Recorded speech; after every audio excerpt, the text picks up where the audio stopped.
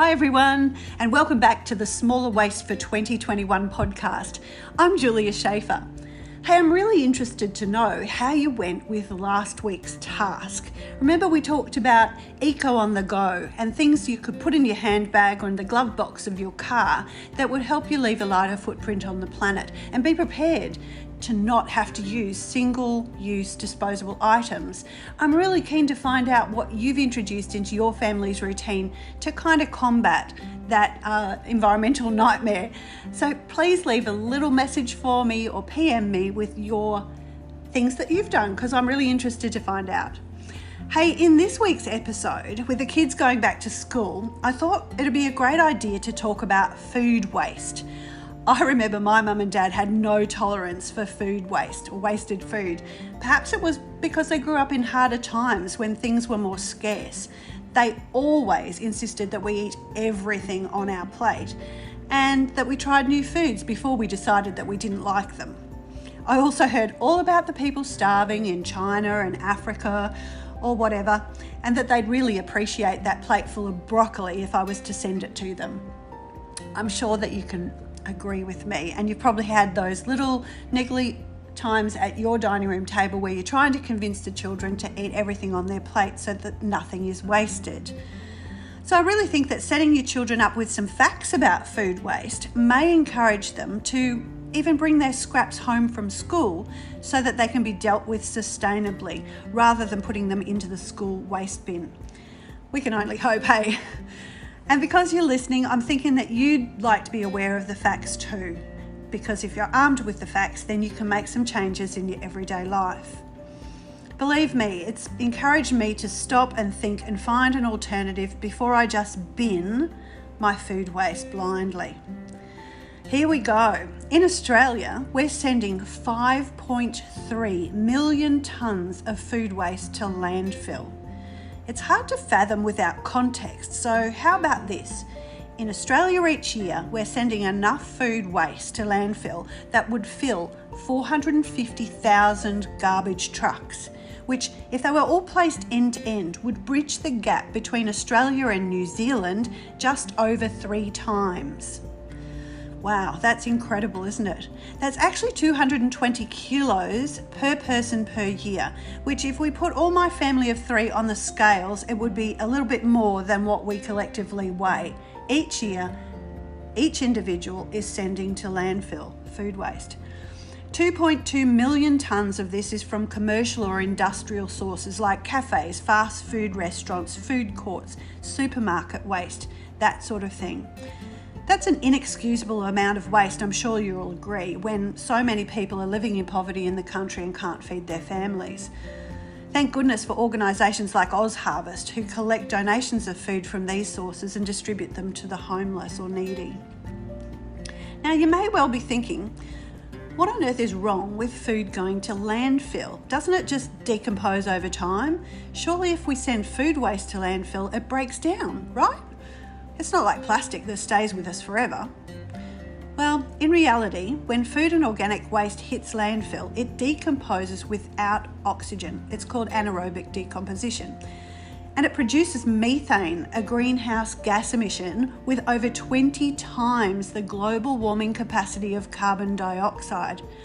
20 times, that's crazy, isn't it?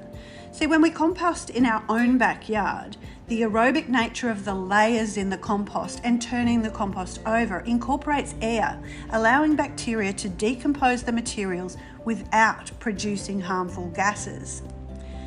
So how can your family reduce its need to throw food waste into the garbage bin? And maybe when you did your rubbish bin audit back in podcast 1, you recognised that there was food waste sitting in that bin.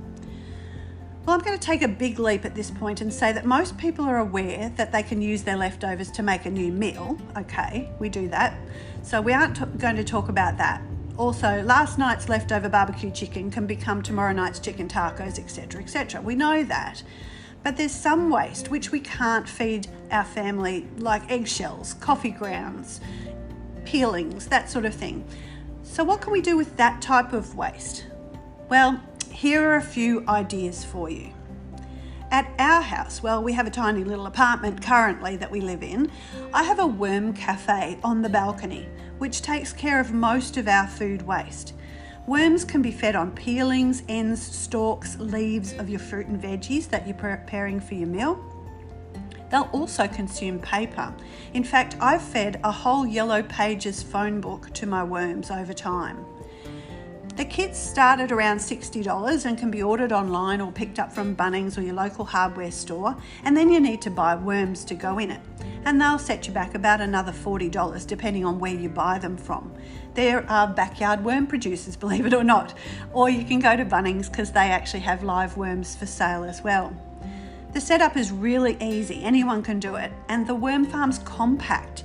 And if you feed it just enough to keep the worms happy and don't overfeed them, then you'll have no smell whatsoever coming from it.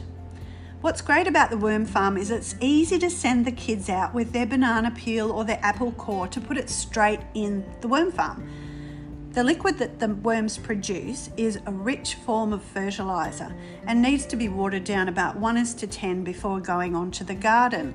So the worms dispose of your waste and they give you free fertiliser for the garden. It's definitely a win-win. And they're also caffeine addicts, so they'll get rid of your coffee grounds if you're into coffee. Of course, if you have a yard that's big enough to devote to a compost heap or bin, then you can get rid of a whole heap more waste, including hair and nail clippings, cardboard, eggshells and garden waste.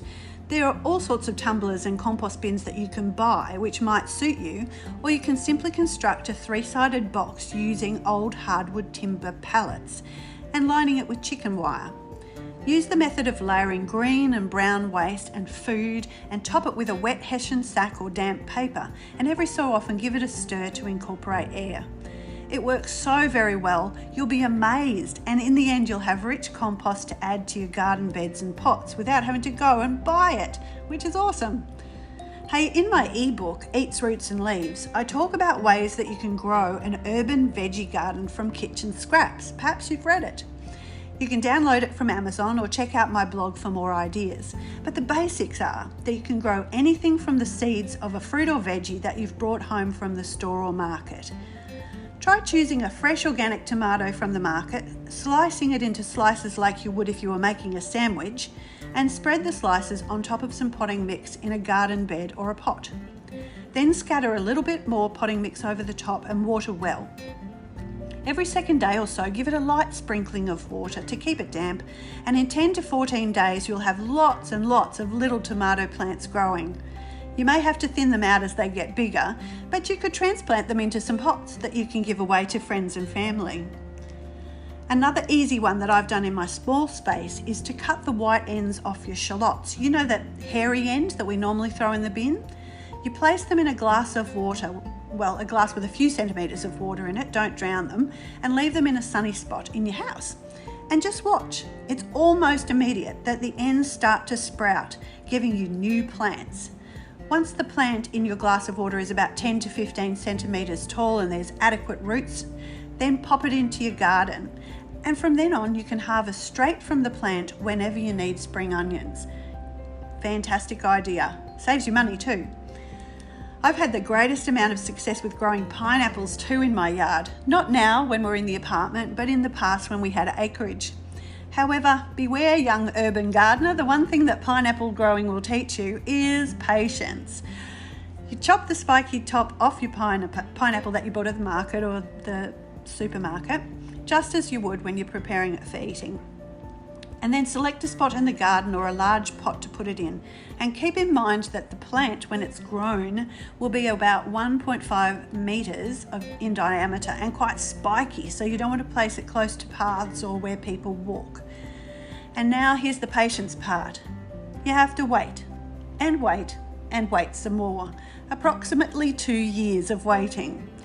When you start to notice that the once green leaves start to brown off on the ends, peer into the centre and watch as the core of the plant opens, the centre turns red, forms a flower, which over time becomes the emerging pineapple. It's fascinating to watch. They're a member of the bromeliad family, so if you've grown broms, you'll understand what I'm talking about. So once the pineapple's born, it'll gradually turn yellow, and that means it's time to harvest. Cut it with a sharp knife at the base of the fruit and enjoy. And of course, all your woody herbs will grow from cuttings, and they're treated basically in the same way as the shallots. All you need to do is cut a sprig that's about 15 centimetres long, strip off some of the bottom leaves, and then stand it in a glass of water for a few days until dozens and dozens of new roots will appear. Then transplant it into your garden. You could practice the frugal art of seed saving. I've got butternut pumpkin seeds drying on my kitchen bench at the moment, which I'm going to throw into a disused corner of the yard and stand back and watch my very own pumpkin soup vine grow. 3 things that we usually waste that can add nutrients to the garden or dissuade the odd pest or two are eggshells, coffee grounds, and banana peels. So if you've been wondering what you're going to do with all those eggshells, we've been on a keto diet for a while, so eggshells have been accumulating.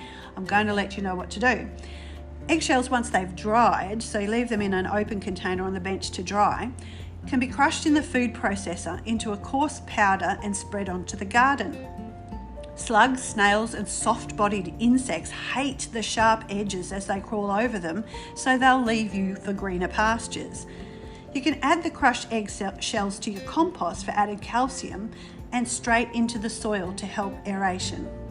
Coarsely crushed eggshells dissuade white moths because they're territorial and they see white in the garden and they think the area's already been occupied, so they'll go to another person's house and attack their veggies. Now, bananas, they contain vital nutrients for our bodies, but also the skins are rich in these nutrients, and yet we throw them away. They're rich in potassium and magnesium, and banana skins are a great additive to your compost, or simply bury them in your garden. To rid your plants of aphids, chop banana skins up and bury them around your plants, and say goodbye to those nasty pests. An estimated 6 million tonnes of spent coffee ground waste is produced annually worldwide, predominantly in the cities. Australia's contribution is estimated at 75,000 tonnes annually, and with coffee consumption rates in Australia increasing at the rate of 4.3% per year, the volume of waste is also set to increase. Using spent coffee grounds as an urban soil amendment provides an attractive and sustainable way to take advantage of this. Using spent coffee grounds as an urban soil amendment provides an attractive and sustainable way to take advantage of this underutilised urban waste product. So if you're a coffee addict, let's put those grounds to good use. The benefits of adding coffee grounds to your soil include: it acts as a general fertiliser, adding nutrients to the soil, improves the drainage, water retention and soil aeration. It works well as mulch by reducing evaporation, and those worms love a caffeine hit. One day in the not too distant future, our family will be back on acreage again, at which time we will have the pleasure of adding pets to our family. I'm a crazy chicken lady, and I can't wait to set up a new coop with chickens galore to help take care of some of our family's food waste. Chickens love corn cobs, the outer lettuce leaves, watermelon skins they think are to die for, and all manner of other food waste, with the added benefit of providing the family with eggs. How good is that? So if you're thinking of raising chickens, it's best to consult with your local council, as there are restrictions on numbers and required space in most municipalities. We also hope to have another dog, and dogs, we all know, will eat almost anything you give it.